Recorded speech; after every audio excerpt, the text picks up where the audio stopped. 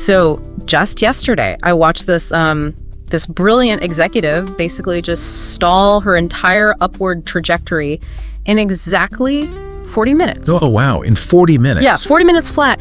And the thing is, her data was completely flawless. I mean, her slides were visually stunning. Her English pronunciation was perfect. Right. So what went wrong? Well, about halfway through, the CEO literally just pulled out his phone, and you could feel the room's energy just, flatline. Oh, that is the worst feeling. It really is. And I realized what she lacked wasn't information. It was architecture. Yeah, I have absolutely been in that room. And honestly, early in my career, I actually was that presenter. Wait, really? Oh, totally.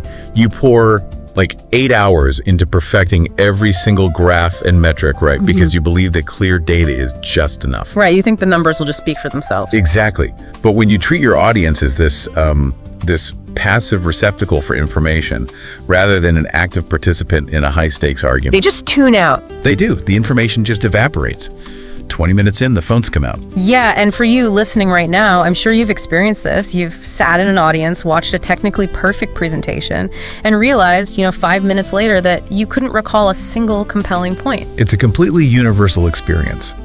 And I think the disconnect happens because we confuse organization with structure. Right. And they're just not the same thing. Not at all. They're entirely different paradigms, really. I mean, organization is merely putting things in a logical order, chronological, alphabetical, maybe departmental. Yeah, sure. Structure, however, is building a rhetorical architecture.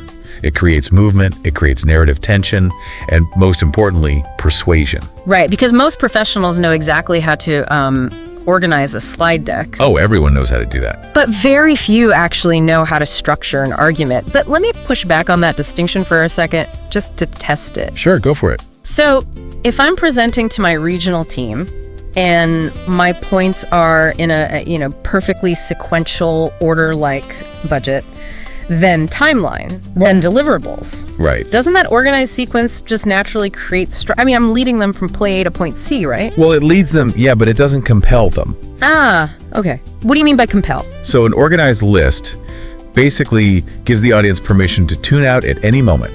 They can listen to the budget, completely ignore the timeline, and then tune back in for the deliverables. Oh, I see. Because the points aren't actually relying on each other. Exactly. A structured argument creates a real sense of stakes. The audience has to feel this psychological need to know the final outcome. That makes so much sense, and that distinction is the entire mission of our comprehensive analysis today. Yes, it is. Well, because if you're listening to this, you're operating at an advanced B2 or C1 level in English. You already know how to stand up in front of a room, conjugate your verbs, and, just deliver facts. Right. Mere fluency is no longer your primary hurdle. The goal now is to elevate you from being a competent deliverer of information to a masterful constructor of arguments. Yeah, we're crossing that bridge from standard business communication into the realm of advanced persuasion. Exactly. And to build that bridge, we're going to master 3 distinct pillars today. Okay, so pillar number 1. The first is rhetorical architecture, which dictates exactly how you design a framework for persuasion. Right. The second is advanced signposting. And that's the mechanics of actively managing your audience's attention span in real time. And the third pillar, which I think is arguably the highest level skill, is the rhetoric of concession and rebuttal. Oh, absolutely. It's about handling counter-arguments, managing those really hostile stakeholders, and framing your final conclusions so effectively that it feels like the only logical reality left in the room. Which is incredibly powerful. So if organizations just laying out the bricks in a straight line on the grass, rhetorical architecture is actually using those bricks to build a house.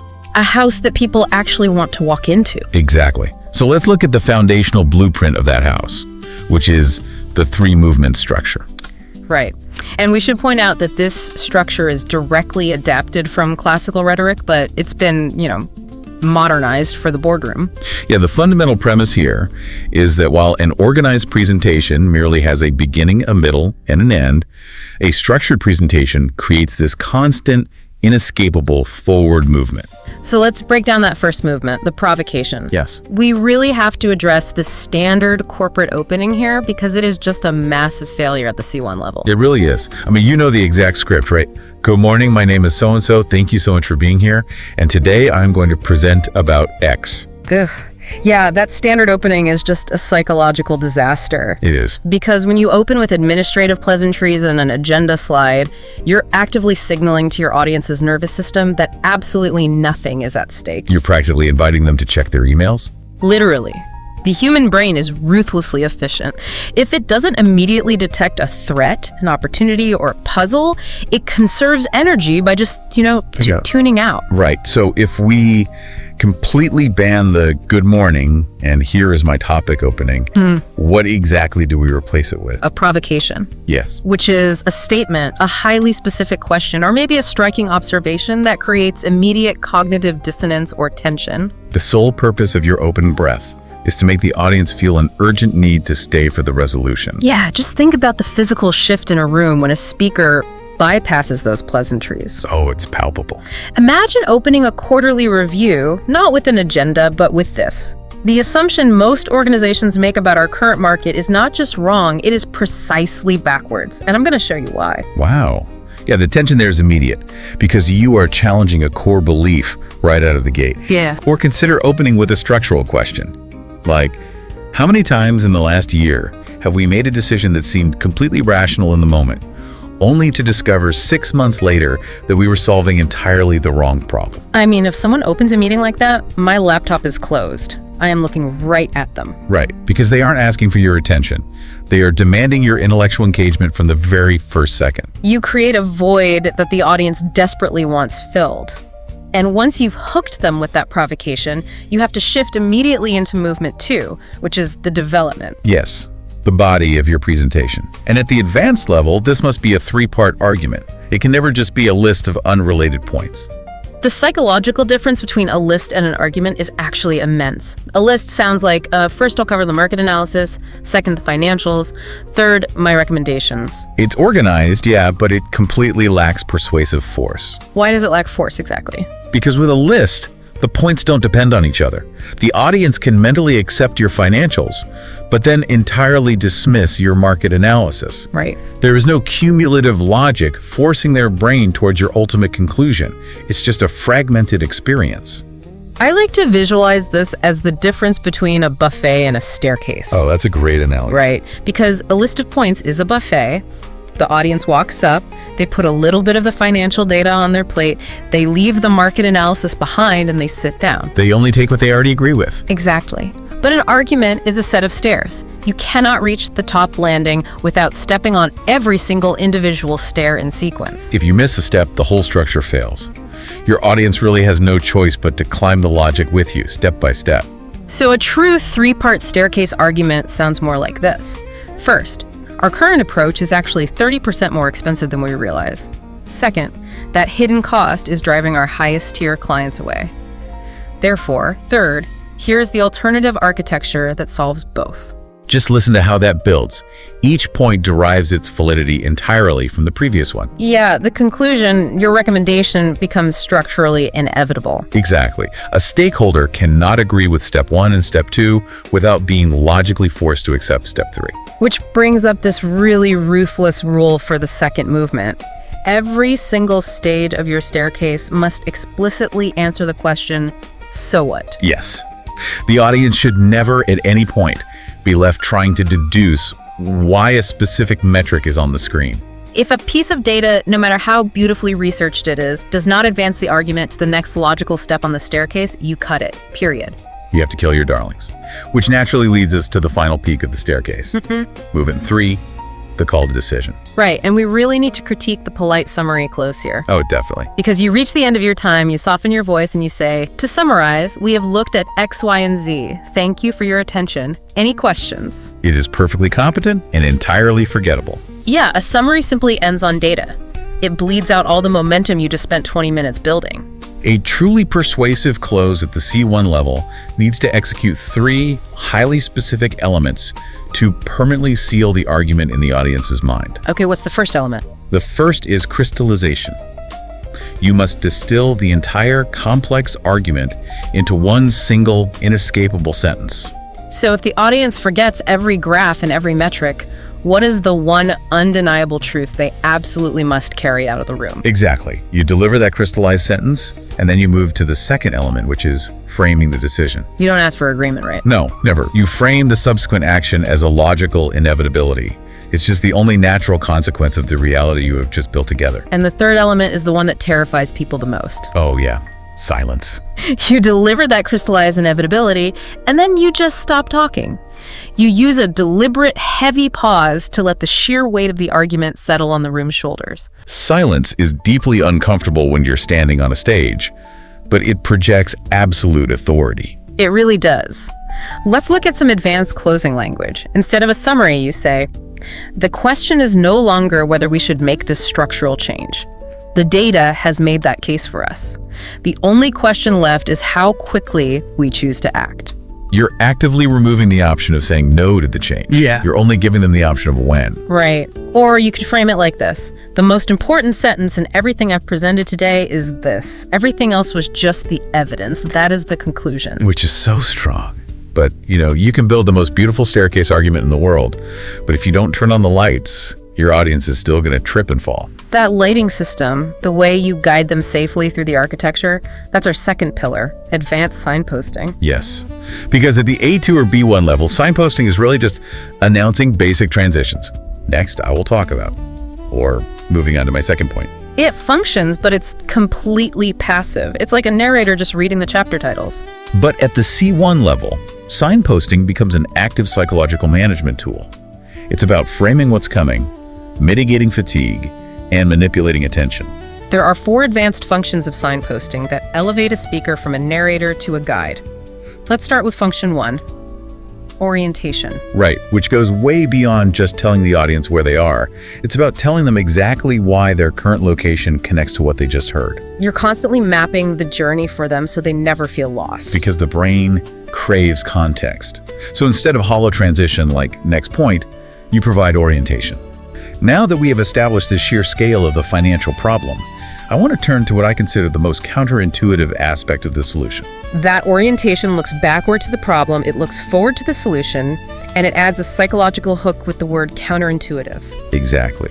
Which leads directly into function 2, anticipation. Oh, this is the art of building genuine, almost unbearable curiosity before a reveal. You're essentially priming the audience's dopamine receptors. You want them leaning forward before you even change the slide. Right. You might say, "What I'm about to show you on this next metric entirely contradicts what most people in this industry believe to be true." You say that, you hold a 1-second pause, and then you click to the slide. You literally force them to look up from their notebooks. It's so effective. Now, function 3 is emphasis. This is where you explicitly signal that a specific piece of data has disproportionate importance. Because you cannot rely on the audience to weigh the data correctly on their own. You have to guide their valuation. Right, you say something like, "If you take nothing else away from our time today, take this specific insight." Or, "I want to dwell on this metric for a moment, because it is dangerously easy to move past it too quickly." But I know you have a thought on this. I do. I want to push back on the concept of emphasis for a second. If my presentation is already highly curated, shouldn't every point be important? Well, theoretically. Because if I'm constantly using extreme emphasis, doesn't it just become white noise? Doesn't the emphasis lose its power entirely? That is the exact trap most executives fall into. Yeah. Everything is bolded, nothing is bolded. Right. True emphasis requires absolute courage. You have to be deeply confident enough to let your minor supporting points fade into the background so your major points can actually shine. You have to choose your battles and trust the architecture. Yes. Which brings us to function 4, concession and pivot. This is arguably the most sophisticated form of signposting because it involves acknowledging the inherent complexity and flaws in your own topic. Preempting a counterargument builds this impenetrable layer of credibility. You say, "Now looking at this data, I anticipate the objection that our rollout timeline is far too aggressive, and that objection is totally reasonable, but consider this underlying factor." By naming the fear or the doubt in the room before the stakeholder can even raise their hand, you steal the weapon right out of their grasp. You prove that you are intellectually honest, that you aren't hiding anything, and that you have thoroughly outprepared them. It neutralizes the attack before it even happens. But what happens when you move beyond signposting and actually invite the audience to actively participate in the logic? That transitions us into the third pillar, the rhetoric of questions. Using questions structurally is such a fascinating psychological lever. A rhetorical question isn't just a stylistic flourish to make you sound thoughtful. No, it's a highly engineered tool that forces the audience to become temporary, active participants in your argument. The mechanism behind that is simple, really. When you make a declarative statement, the audience remains passive. Right. But the human brain is hardwired to solve puzzles. When you ask a question, even one they aren't supposed to answer aloud, their brain automatically begins processing a solution. They are instantly, involuntarily engaged.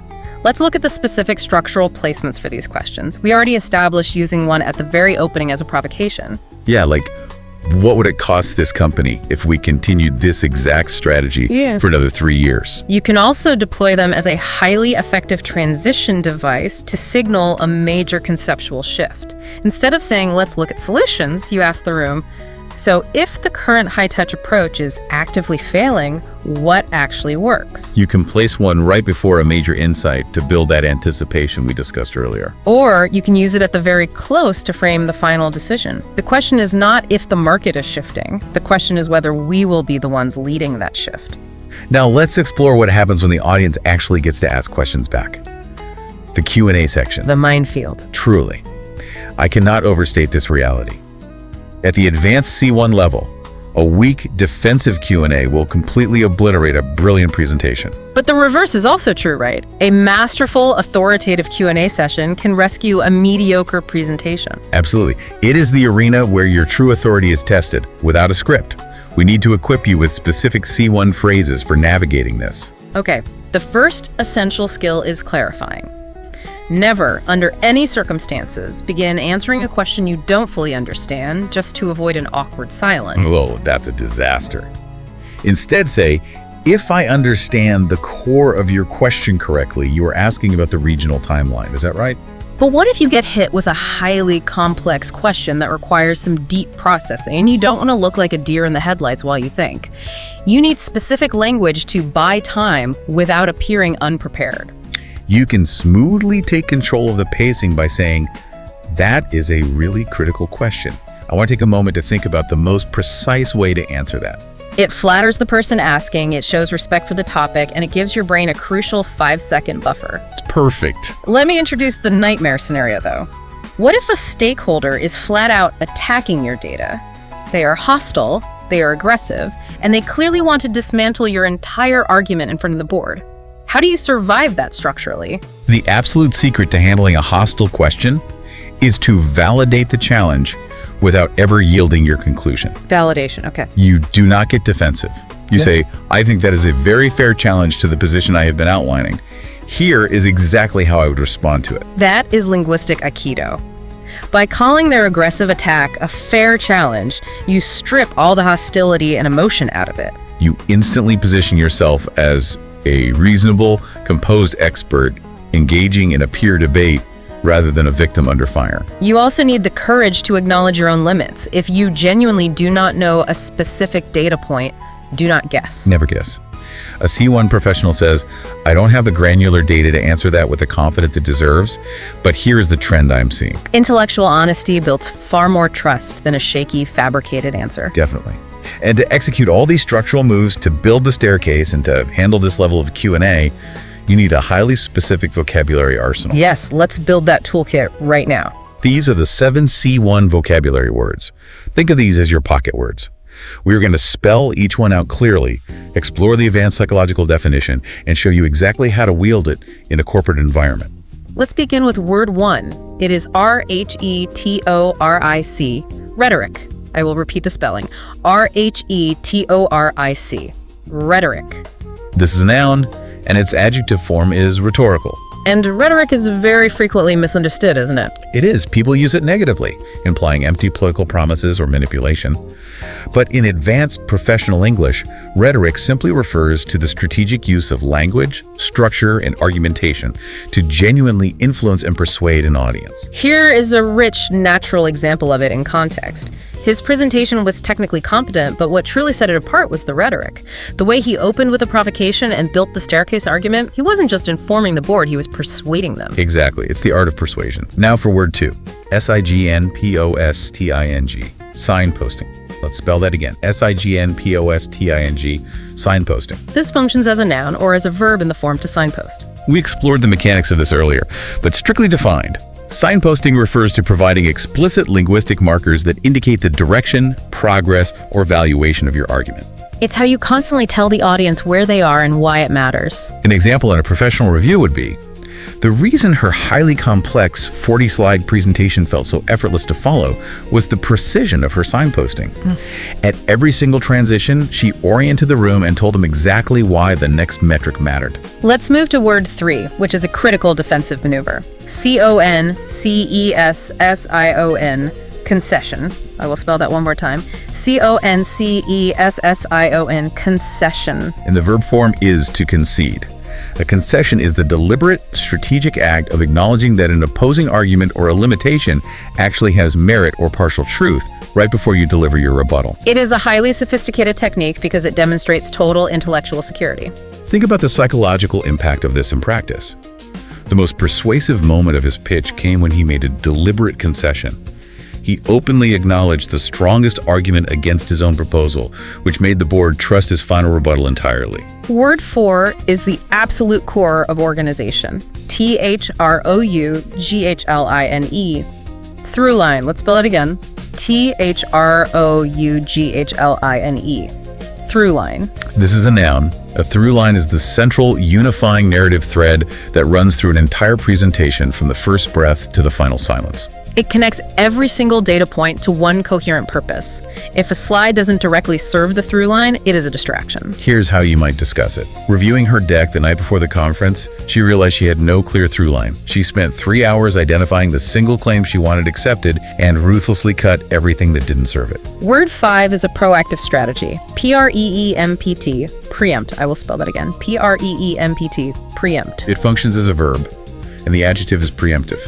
To preempt means to take action in advance to prevent something from happening. Right, and in the context of rhetoric, it means addressing an objection, a flaw, or a criticism before the audience even has a chance to raise their hand and point it out themselves. Let me give you an example of this dynamic in action. She brilliantly preempted the most obvious objection to the budget increase before anyone could ask about it. By naming their financial concern first, she completely controlled the narrative. Moving to word 6, the cornerstone of your conclusion. Assertion. Assertion. Let's repeat the spelling carefully. Assertion. Assertion. The verb form is to assert. An assertion is a confident, direct, and unyielding statement presented as a fact or as the inevitable conclusion of an argument. An assertion made without evidence is just arrogance, but an assertion made at the end of a meticulously built staircase of evidence is pure authority. In a real-world context, every claim in the first half of his pitch was carefully hedged and supported by market data, but his final assertion arrived without a shadow of hesitation. It signaled to the room that the argument was complete and the conclusion was undeniable. And our final pocket word, word 7, is about managing the room's energy. Pivot. Pivot. I will spell it once more. Pivot. Pivot. This word functions as both a noun and a verb. A pivot is a deliberate, sharply signposted shift in direction. You use it at a crucial structural moment to turn the presentation from the severity of the problem to the hope of the solution, or from a negative historical context to a positive future opportunity. Here's a natural example of how it is used. The pivotal moment came after 10 heavy minutes of establishing the market failure. She made a deliberate rhetorical pivot, shifting the board's energy instantly from deep anxiety to high anticipation. Now that you have the conceptual architecture and the exact vocabulary to describe it, we need to look at execution. Yes, let's examine the most common ways advanced speakers accidentally undermine their own authority and exactly how to fix those errors. This is the practical application. We're going to volley 6 advanced mistakes back and forth. I'll play the role of the nervous or unaware presenter making the fundamental error, and you'll step in with a structural C1 correction. Sounds good. Let's start with mistake 1.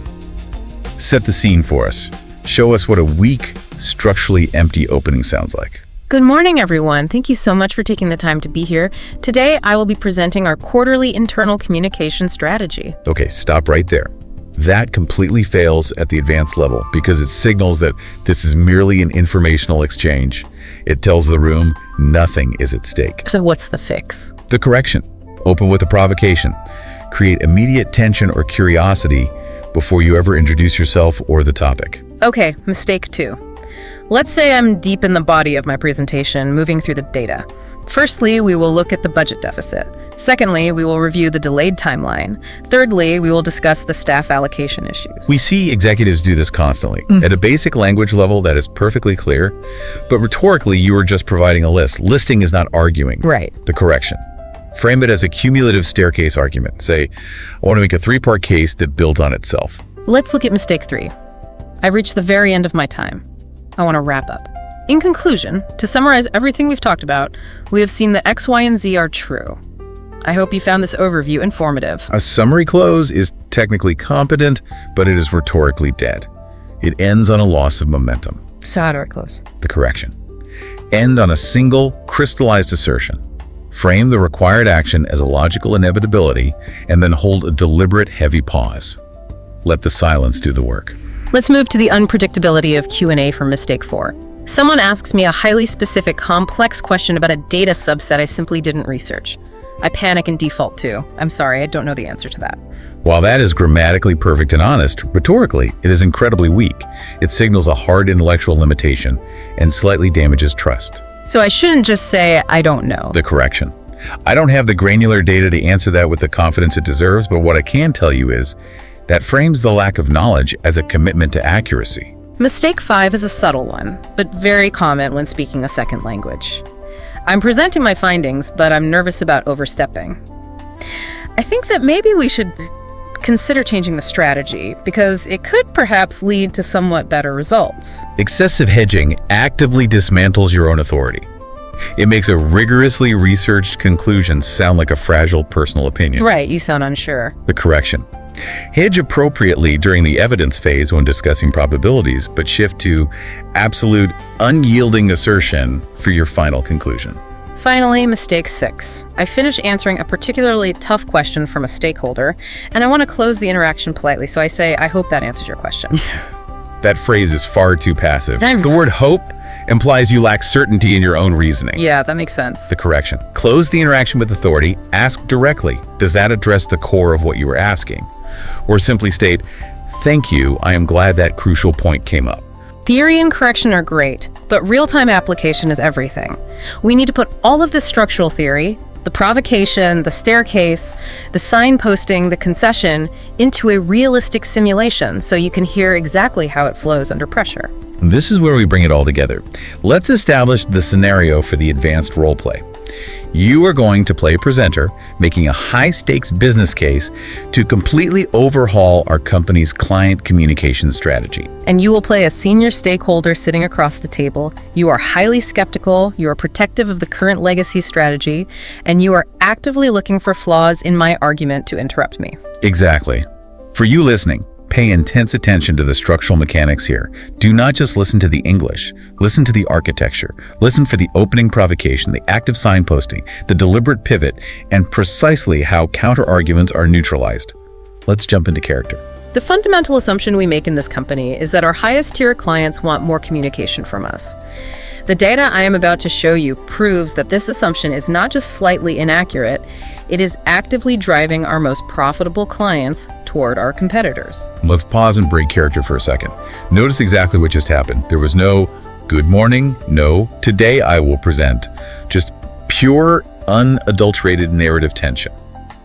The audience is instantly hooked because a core belief was challenged. Let's resume. I am going to build a 3-part case for you today. First, I will demonstrate that our current high-touch volume is actually creating deep client fatigue. Second, I will show how this fatigue is actively masking our most important strategic advice. And third, I will outline the streamlined alternative that solves both. Pausing again.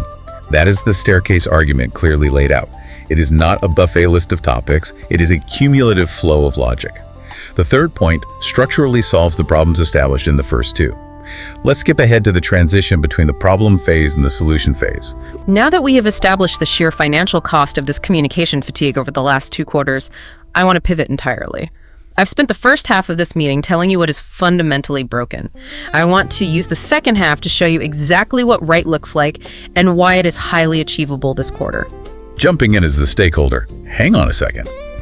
I'm looking at your proposal on page 4, and honestly, the timeline for implementing this new streamlined system seems completely unrealistic given the massive IT backlog we are currently facing. I think that is a very fair challenge to the proposal. In fact, I anticipated the objection that our IT backlog would make this rollout timeline too aggressive.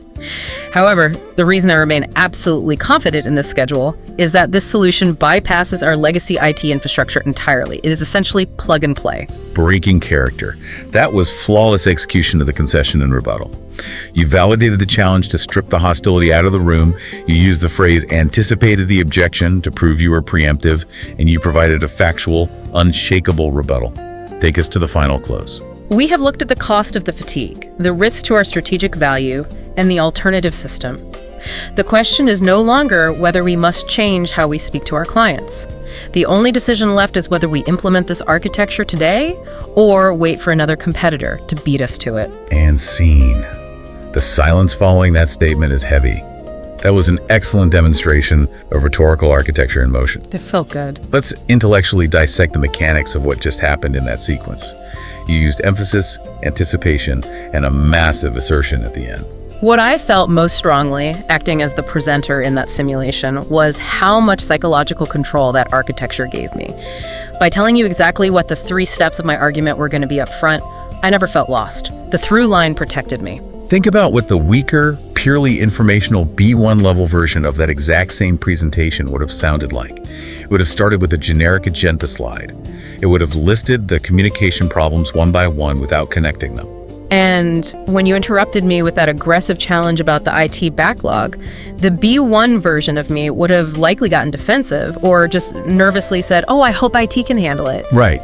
The structure gave me the rhetorical tools to survive the challenge and maintain authority. It gave you a framework to absorb the attack and redirect the energy. That brings us to our ultimate synthesis for this comprehensive analysis. We need to reiterate the absolute core philosophy here. A presentation in English at the highest professional level is not an information dump. It is a rhetorical act. The most effective, highly paid C1 presenters in the world are not necessarily the ones with the most natural, flawless grammatical fluency. They are the ones who are the most architecturally deliberate. They engineer their arguments. They deeply understand that organization is not structure. They know that listing facts is not arguing a case. They understand how to manufacture narrative tension, hold it, and resolve it logically so the audience feels a sense of completion. They open with a provocation that demands immediate attention. They build their case with cumulative step-by-step logic. They signal every major transition with precise active signposting. They preempt the objections before the stakeholder can even voice them.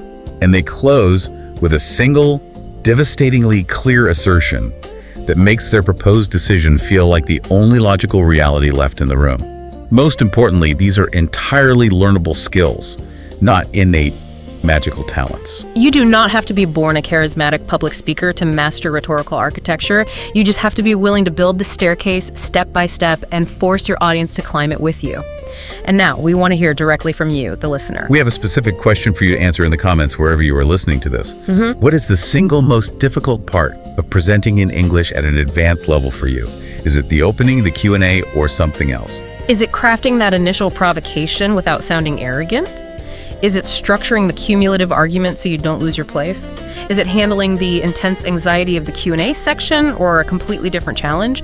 Let us know in the comments. Your feedback directly shapes our future topics, and it is genuinely fascinating to see where the specific pain points are for advanced practitioners operating in different corporate cultures all over the world. Speaking of future topics, I want to give you a very compelling reason to return next week for our next exploration.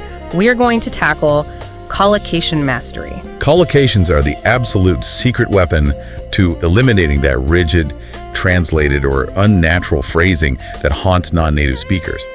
It is the key to sounding truly fluent, intuitive, and native-like in your professional English, rather than just grammatically correct. It fundamentally changes how you pair words together intuitively. You will not want to miss that discussion.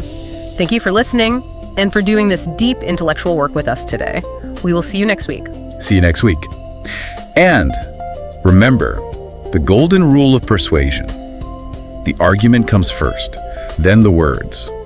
Get the architecture right, and the language will naturally follow. We've spent this entire time talking about how you can build this architecture to persuade others, but I want to leave you with this final thought.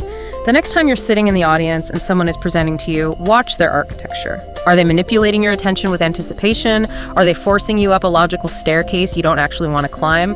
Once you see the matrix of rhetorical architecture, you can never unsee it. You become entirely immune to bad arguments.